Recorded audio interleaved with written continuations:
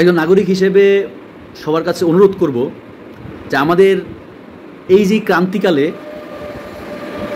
আমাদের উচিত বর্তমান যে সরকার, অন্তর্বর্তীকালীন সরকার, তার পাশে থেকে তাদের সাহায্য করা, যেটা আমরা করছি না। আমরা না করে বিভিন্ন ধরনের যৌক্তিক অযৌক্তিক আন্দোলনে নেমে পড়তেছি, যেভাবে পারতেছি নিজেদের দাবি দাবা মানানোর চেষ্টা করতেছি। আমরা বুঝতেছি না আসলে আমরা কী করতেছি, কেন করতেছি, কী নিয়ে আন্দোলন করতেছি। যে যেখানে পারতেছে বসে আন্দোলন করতেছে, যে যেই বিষয়ে পারতেছে আন্দোলন করতেছে। আমার কথা হচ্ছে, এখন আন্দোলনের সময় না, এখন সময় দেশকে গুছানোর। দেশ একটা পর্যায়ে আসছে আলহামদুলিল্লাহ, এটা তো ধরে রাখতে হবে। বলা আছে স্বাধীনতা অর্জনের চেয়ে স্বাধীনতা রক্ষা করা খুব কঠিন। তা আমাদের এমন একটা অবস্থা হয়ে গেছে যে আমরা স্বাধীনতা তো ঠিকই অর্জন করেছি, কিন্তু রক্ষা করাটা খুব কঠিন হয়ে যাচ্ছে আমাদের জন্য। আমরা সেই 1971 সালেও কিন্তু স্বাধীনতা লাভ করেছিলাম, কিন্তু তার রক্ষার জন্য আমাদের আবার মাঠে নামা লাগছে এবং আবার যুদ্ধ করা লাগছে, আন্দোলন করা লাগছে।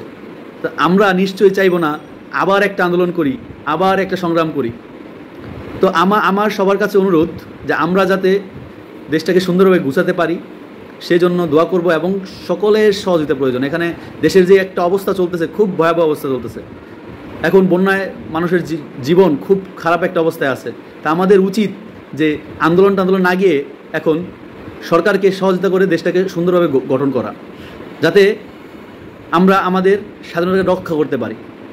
এবং আমার মনে হয় আন্দোলন করার সময় এখন না, যখন নির্বাচন হবে, নির্বাচনীয় সরকার আসবে, তখন ওই সরকারের কাছে দাবি দেওয়াগুলো দিয়ে আন্দোলন করা উচিত, তাদের কাছে দাবি দেওয়া উচিত। এখন আপনারা আন্দোলন করতেছেন, সব কিছু ছেড়ে দিয়ে দেখা গেল আরেক সরকার আসলো, সে পরিবর্তন করে দিল। এমন তো হতেই পারে, অস্বাভাবিক কিছু না।